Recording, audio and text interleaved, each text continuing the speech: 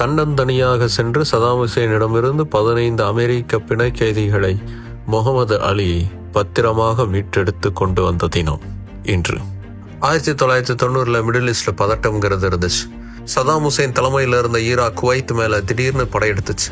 அதை தடுக்கிறதுக்கு அமெரிக்கா தன்னுடைய படைகளை அனுப்பியிருந்துச்சு. அதனால அதுக்கு எதிர்ப்பு தெரிவிக்கக்கூடிய விதமா குவைத்தில் இருக்கக்கூடிய பல வெளிநாட்டவர்களை பிணைய கைதிகளா பிடிச்சாரு சதாம் ஹுசேன். அதுல 15 அமெரிக்கர்களும் இருந்தாங்க.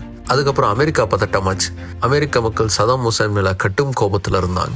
அந்த சமயத்துல பாக்ஸிங் சாம்பியனும் பக்தியுள்ள முஸ்லீமாகவும் இருந்த முகமது அலி நான் போய் அவங்கள மீட்டுட்டு வரேன்னு சொன்னார். அமெரிக்க அரசு அதை தடுத்துச்சு. நீங்க போகக்கூடாதுன்னு சொல்லுச்சு. ஆனா அதையும் மீறி ஈராக்குக்கு பயணமானார் முகமது அலி. 1990 நவம்பர் மாதம் 29 சதாம் ஹுசேனை நேருக்கு நேராக சந்தித்தார் முகமது அலி. சதாம் ஹுசேனின் நியாயமான கோரிக்கைகள் என்னென்னங்கிறதை அமெரிக்க மக்களுக்கு தான் எடுத்துரைப்பேன் என்பதை உறுதிப்படுத்தினார் முகமது அலி. ஒப்பற்ற வீரன் முகமது அலியின் கோரிக்கையை ஏற்று சதாம் ஹுசேன் அனைத்து அமெரிக்க கைதிகளையும் விடுதலை செய்யறதுக்கு சம்மதித்தார்.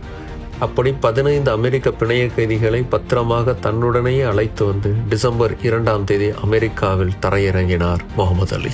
இந்த சம்பவங்கிறது முகமது அலி எவ்வளவு பெரிய வீரன், எவ்வளவு பெரிய செல்வாக்கு மிக்கவர் அப்படிங்கிறத உலகிற்கு மறுபடியும் உணர்த்துச்சு.